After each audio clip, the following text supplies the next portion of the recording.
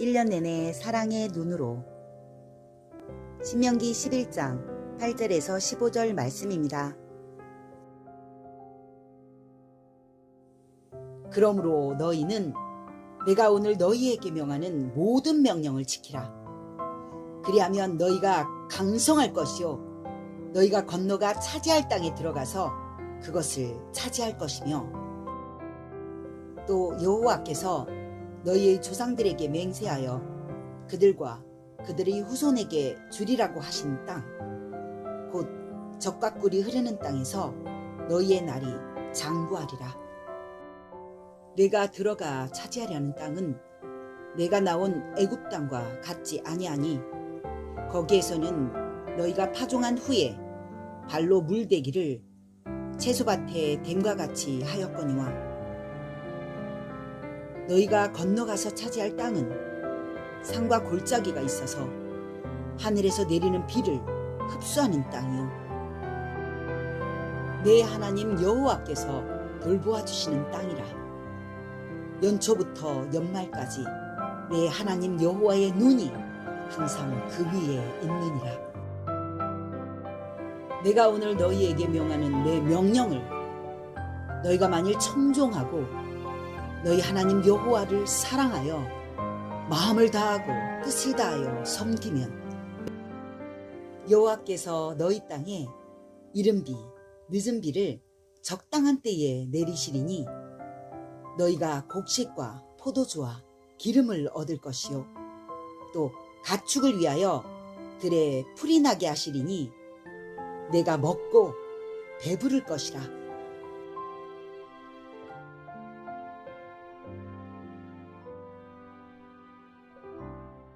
1년 내내 사랑의 눈으로라고 하는 말씀을 성경의 오늘 본문의 다른 얘기로는 새초부터 새말까지라고 표현되어 있고, 자, 하나님은 한 해를 우리에게 선물로 주시면서 새해 첫날부터 마지막 날까지 저와 여러분이 정말 하나님의 축복 가운데 살기를 하나님은 진심으로 원하십니다. 그래서 하나님은 사랑의 눈길로 저와 여러분을 바라보겠다고 약속하신 것이 신명기 11장 12절의 약속입니다. 거기서는 새초부터 새말까지 하나님의 눈은 항상 내 위에 있을 것이다 라고 말씀하고 있습니다. 오늘 세 가지를 말씀을 드릴 텐데, 하나님의 사랑의 눈길은 변함이 없어요. 또 자비의 눈길, 긍휼의 눈길, 은총의 눈길은 1년 내내 우리를 바라보신다는 것을 꼭 기억하셔야 됩니다. 여러분, 하나님을 정말 믿으십니까? 그렇다면 하나님의 말씀을 믿어야 되지 않겠어요? 하나님은 말씀에 약속하시기를 우리를 1년 내내 사랑의 눈으로 바라보시면서 세 가지를 약속하셨는데, 첫째는 우리를 강하게 할 것이라 해서 신명기 11장을 다 펴놓으시고 보시면 좋겠는데요. 11장 8절에 보시면 너희가 강성할 것이요. 이스라엘 백성들이 젖과 꿀이 흐르는 땅에 살 때 하나님께서는 저들을 내가 강하게 만들어 주겠다고 약속하십니다. 젖과 꿀이 흐르는 땅은 그냥 안일하게 얻어지는 땅이 아니었어요. 그 땅에는 가나안 7족속이라고 하는 강한 사람들이 살았단 말이죠. 그래서 그들과 싸워서 쟁취해야 될 땅이기 때문에 오합지졸의 군대 가지고는 안 되고 강한 용사가 되어야 한다고 말씀하십니다. 하나님은 우리의 연약함을 보시고 아십니다. 그리고 우리가 그 연약함 속에 그냥 살도록 버려두지 않으시고 우리를 강하게 하십니다. 역대상 29장 12절에 보시면 모든 자를 크게 하심과 강하게 하심이 주의 손에 있나이다. 여러분, 우리는 다 연약하지만 우리는 주님 안에 있기 때문에 주님이 우리를 강하게 만드신다고 말씀하고 있어요. 우리는 정말 연약하지 않습니까? 무력하지 않습니까? 생각해보면 인생은 아무것도 아니죠. 그래서 내가 코로 숨쉬고 흙으로 만들어진 진토인 것을 깨닫게 되었다면 이제부터는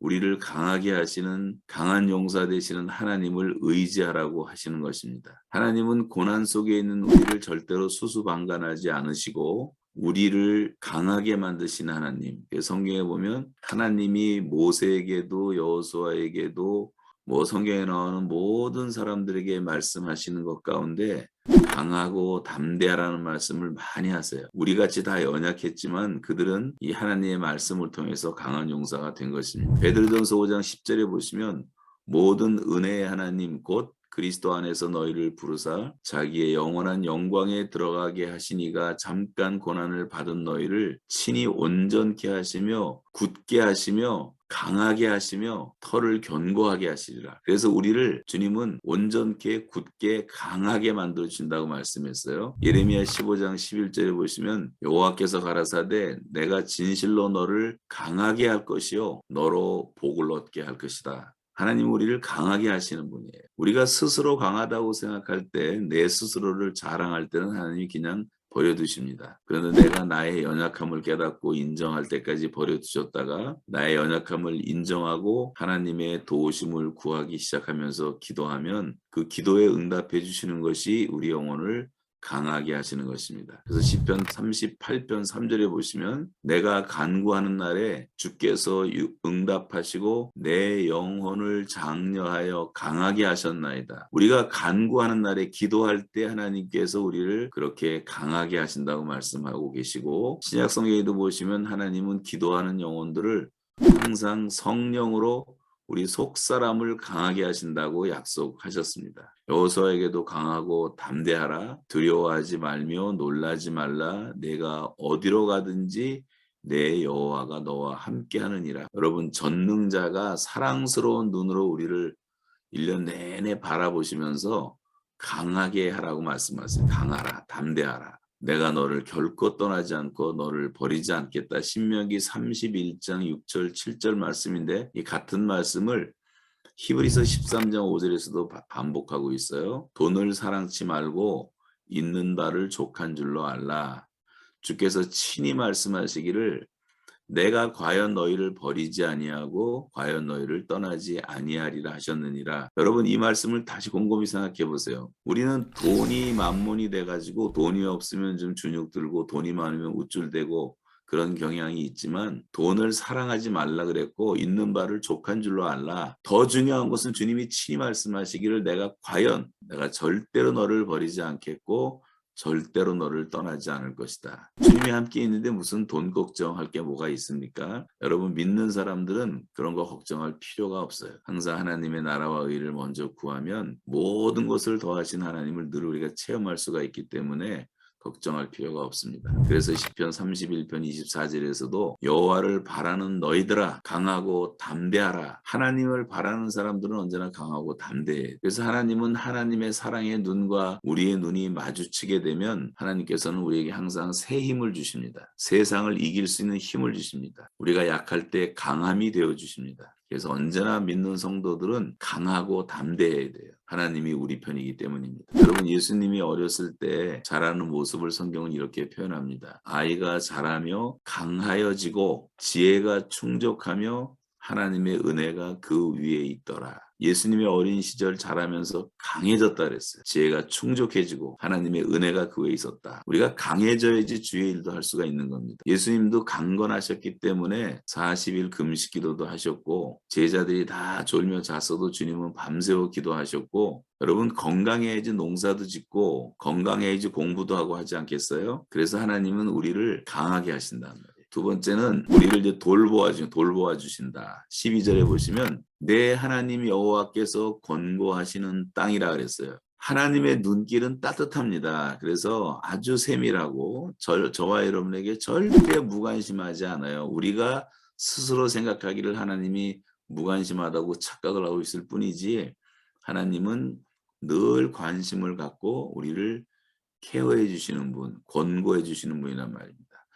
그 대표적인 예로 이스라엘 백성들이 40년을 광야에서 지내는 동안에 여러분 성경에 보면 의복도 해지지 않았고 신발도 떨어지지 않았고 여러분 낮에는 더우니까 구름 기둥으로 막아주시고 밤에는 추우니까 불 기둥으로 저들을 따뜻하게 해줬단 말이죠. 그리고 이제 적과 꿀이 흐르는 땅에 들어가서도 다 내가 보살펴 주겠다. 하나님의 눈은 사랑의 눈이고 우리를 보호하시는 눈입니다. 마치 어머니가 자식을 보살피듯이 베드로전서 5장 7절을 잘 아시는 말씀이지만 너희 염려를 다 주께 맡겨버리라 이는 저가 너를 권고하심이라 그러는데 그 권고한다는 말은 여러분을 돌보고 계시기 때문이다 이렇게 되어 있습니다. 나훔서 1장 7절에도 보시면 여호와는 선하시고 환난 때의 피난처가 되시며 자기를 신뢰하는 자들을 보호하시는 분이라고 말씀하고 있습니다. 여러분 어떤 환난이 다가와도 하나님은 저와 여러분을 눈동자같이 보호하십니다.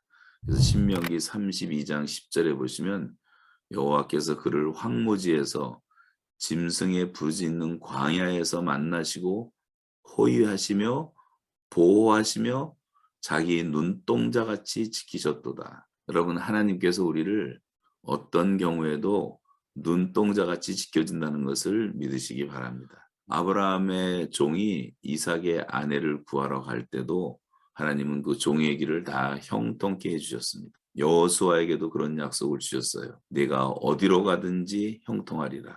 느헤미야에게도 약속하셨어요. 느헤미야는 사람 앞에서 형통하여 은혜를 입었더라. 그래서 아닥사스다 왕으로부터 은혜를 입는 것도 다 하나님이 주신 은총이었죠. 그래서 시편 기자처럼 시냇가에 심은 나무처럼 철을 따라 열매를 맺으며 그 잎사귀가 마르지 아니함 같으니 그 행사가 다 형통하리로다. 이 가정도 다 축복을 받게 돼 있는 거예요. 여호와를 경외하며 그 도를 그 길을 걷는 자마다 복이 있도다. 내가 수고한 대로 먹을 것이라. 내가 복되고 형통하리로다. 그래서 오늘 12절에 다시 보시면 너희가 건너가서 얻을 땅은 산과 골짜기가 있어서 하늘에서 내리는 비를 흡수하는 땅이요 내 하나님 여호와께서 권고하시는 땅이라. 새초부터 새말까지 내 하나님 여호와의 눈이 항상 그 위에 있느니라. 자, 이게 얼마나 놀라운 약속인가 보세요. 여기에 비교하면 애굽은 평지고 애굽에는 나일강이 흐르는데 그 나일강이 길이가 1000km입니다. 서울에서 부산까지 가는 거에 2배가 넘어요. 그런 어마어마한 강이 흐르기 때문에 발로 물대기를 그냥 얼마나 농사 짓기가 쉽냔 말이에요. 그러다 쓰면 되는 겁니다. 그런데 적과 꿀이 흐르는 땅이라고 하는데 거기는 산과 골짜기가 있는 곳이기 때문에 비가 안 오면 다 말라버리고 또 비가 너무 많이 오면 산사태가 나고 적당하게 비를 주지 않으면 농사를 줄 수가 없는 것이란 말이죠. 농사에는 물이 기본입니다. 물이 없으면 아무것도 할 수가 없는 거예요. 그래서 이 하늘이 돕지 않으면 아무것도 할 수가 없어요. 이 말씀은 오직 하나님만 바라보며 살라는 교훈이죠. 그러면 주께서 돌보아 주겠다고 말씀하십니다. 애굽 땅이 땅을 바라보고 사는 삶이었다면 이곳은 땅이 아니라 하늘을 쳐다보며 은혜를 기다리며 살아가는 곳이라고 하는 말씀이죠. 길 지나가다 이런 생각이 들었어요. 땅의 일은 다 하늘에서 결정됩니다. 어제는 그렇게도 맑았던 하늘이 오늘은 구름으로 뒤덮였습니다. 그리고 눈이 왔습니다. 그러더니 갑자기 세상이 바뀌었습니다. 하늘에 구름이 끼면 땅은 어두워집니다. 하늘에 태양이 뜨면 땅은 밝아집니다. 하늘에서 비를 내리고 하늘에서 눈을 내리며 하늘에서 바람이 불어옵니다.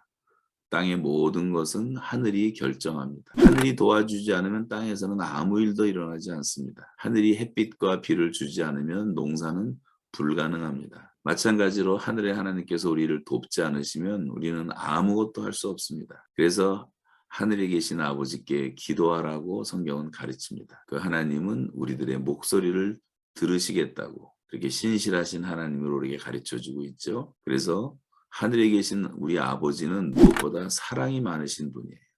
인자가 크시고 영원하신 분이시기 때문에 그 하나님의 사랑을 믿으라는 거죠. 그래서 그 믿는 사람만이 아버지께 모든 것을 구할 수가 있는 것입니다. 하나님께서는 당신의 독생자까지 내어주셨기 때문에 그 끝없는 하나님의 사랑, 이해할 수 없는 무한 하나님의 사랑, 그 사랑은 거의 무한대하기 때문에 우리의 죄악에 비하면 하나님의 사랑은 거의 무한대하기 때문에 하나님의 사랑의 이야기는 찬송가처럼 바다를 먹물로 삼고 하늘을 두루마리로 삼아도 다 기록할 수가 없습니다. 하나님의 사랑은 우리가 다 알 수가 없죠. 합리적으로 이성적으로 설명도 불가능합니다. 마치 하늘이 땅에서 높음 같이 우리의 생각과 하나님의 생각은 다르기 때문입니다만 우리가 알 수 있는 한 가지는 그 결과를 보고 알 수가 있는 것입니다. 하나님의 말씀은 하나님의 사랑은 만물 가운데 다 나타났다고 생각해요.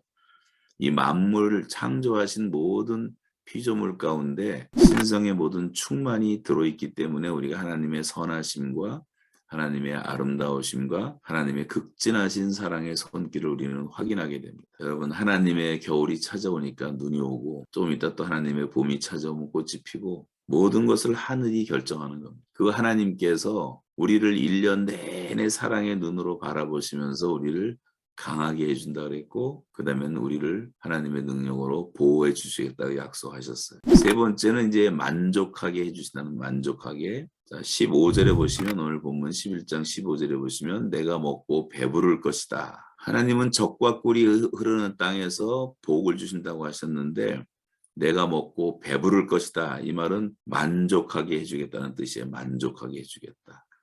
이른 비와 늦은 비를 주시고 곡식과 포도주와 기름이 풍족하게 될 것이라. 먹고 배부르게 된다. 이것은 참 만족과 감사를 말하는 것입니다. 여러분, 금년 2022년도는 정말 하나님께서 우리를 만족해 하시는 축복을 꼭 받으셔야 돼요. 근데 그 참 만족은 하나님께로부터만 오는 것입니다. 고린도후서 3장 5절에 보면 우리가 무슨 일이든지 우리에게서 난 것 같이 생각하여 스스로 만족할 것이 아니니 우리의 만족은 오직 하나님께로서 낳느니라 했어요. 우리의 만족은 하나님께로서만 오는 것입니다. 하나님이 우리를 만족해 하실 때 우리는 정말 만족할 수가 있는 거예요. 시편 103편 5절도 보면 좋은 것으로 내 소원을 만족해 하사 내 청춘으로 독수리같이 새롭게 하시는도다. 하나님께서 좋은 것으로 우리의 소원을 만족하게 하신다 그랬어요. 시편 107편 9절에도 보면 저가 사모하는 영혼을 만족해 하시며 줄인 영혼에게 좋은 것으로 채워주시는도다. 사모하는 영혼들을 만족하게 해주신다고 말씀하고 있어요. 이사야 58장 11절에 보니까 나 여호와가 항상 인도하여 마른 곳에서도 내 영혼을 만족하게 하며 내 뼈를 견고케 하리니 너는 물된 동산 같겠고 물이 끊어지지 아니하는 샘 같을 것이라. 그러면 중요한 것이 뭐냐면, 오늘 이제 짧게 결론을 내리면, 그러면 하나님께서 도대체 누구를 그렇게 강하게 하시고 누구를 눈동자같이 보호하시며 누구를 그렇게 만족하게 하실까? 우리가 어떤 사람이 될 때 이것이 나한테 이루어질까? 하나님 주님께서 아무나 주님이 오라고 하시지만 아무나 이런 복을 주는 것은 아니란 말이에요. 자, 오늘 13절이 그 정답이 나오는데 세 가지입니다. 13절에 보시면 내가 오늘날 너희에게 명하는 나의 명령을 너희가 만일 청종하고 너희의 하나님 여호와를 사랑하여 마음을 다하고 성품을 다하여 섬기면, 이 세 가지, 첫째는 주님을 청종하는 자, 둘째는 주님을 사랑하는 자, 셋째는 주님을 섬기는 자. 우리 루디아가 바울의 말을 청종했던 것처럼 성령께서 루디아의 마음을 여심해 그가 바울의 마음을 청종하다가 결국은 거기에서, 그 가정에서 유럽 최초의 교회가 탄생하잖아요. 마리아는 예수님 앞에 앉아서 그 말씀을 마음에 받았다고 말하고 있어요. 그러니까 마리아는 그 말씀을 잘 간직했기 때문에 예수님의 십자가를 기념하는 그 옥합의 사건은 예수님의 장례를 준비한 것인데 그것까지 알았단 말이죠. 이 말씀을 늘 귀담아 듣고 청종하고 주야로 묵상하는 사람들에게는 주님이 이것을 그대로 약속을 지키겠다고 말씀하셨어요. 그리고 주님을 사랑하는 사람, 우리가 하나님을 얼마나 사랑하는가. 근데 사랑이라는 말을 하면서 여호와를 사랑하여 마음을 다하고 성품을 다하여 섬기면, 신명기 6장에 나오는 그 쉐마에도 보면 너는 마음을 다하고 뜻을 다하여 주 너의 하나님 여호와를 사랑하라. 우리가 정말 마음을 다해서 하나님을 사랑하고 내 뜻, 의지를 다해서 내가 주님을 사랑하고 있는가를 생각해 봐야 되겠죠. 그래서 우리가 이 사랑의 기적은 눈이 맞아야 되는데 하나님이 우리를 바라보듯이 우리도 그렇게 전심으로 하나님을 바라보고 또 하나님을 사랑하는 자, 그렇게 눈길이 마주칠 때 그렇게 역사가 일어나는 것입니다. 그리고 주님을 섬긴다는 것은, 여러분 우리가 주님을 얼마나 섬기는가를 잘 생각을 해보세요. 누가복음 이제 9장 같은 데 보면 예수님의 전도 일행을 도왔던 여인들의 이름이 쭉 나옵니다.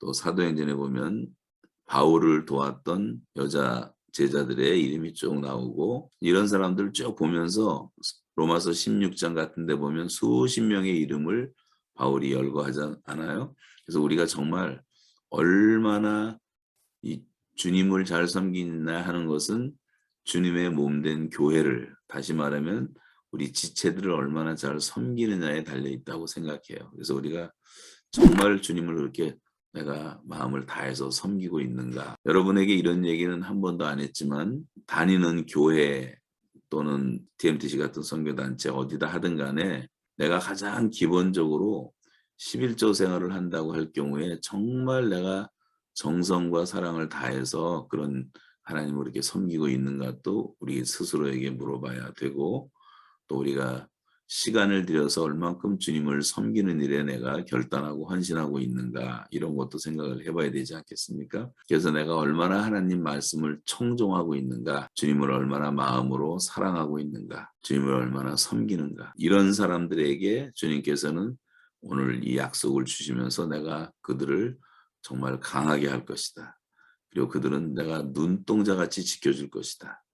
그리고 그들의 영혼을 정말 만족하게 만들어줄 것이다. 우리 주님 한 분으로 정말 만족한 삶을 사는 것이 올바른 신앙생활 아니겠습니까? 2022년도는 우리가 12월 31일까지 항상 나를 사랑의 눈으로 바라보시는 새처부터 새말까지 나를 보호하시고 지켜주시고 내 삶을 만족해 해주시는 그 하나님을 바라보면서 살아갈 때 우리도 동일한 고백을 할 수 있다고 생각을 하고 다윗처럼 고백하고 요셉처럼 고백하고 다니엘처럼 고백하고 사도 바울처럼 우리도 그렇게 하나님의 신실하심을 증거하는 삶을 살 수 있다고 믿습니다. 여러분 하나님께서 올해도 여러분 한 분 한 분 다 강하게 해주시기를 바라고 정말 하나님께서 세밀하게 따뜻하게 돌보아 주시기를 바라고 우리뿐 아니라 우리 자녀들도 마찬가지입니다. 그리고 우리의 삶에 있어서 매일매일 너무나 우리가 만족해서 하나님을 찬양하지 않을 수 없을 정도로 우리의 삶을 만족해 하시는 하나님의 축복이 항상 함께 하시기를 주의 이름으로 축원합니다. 아멘.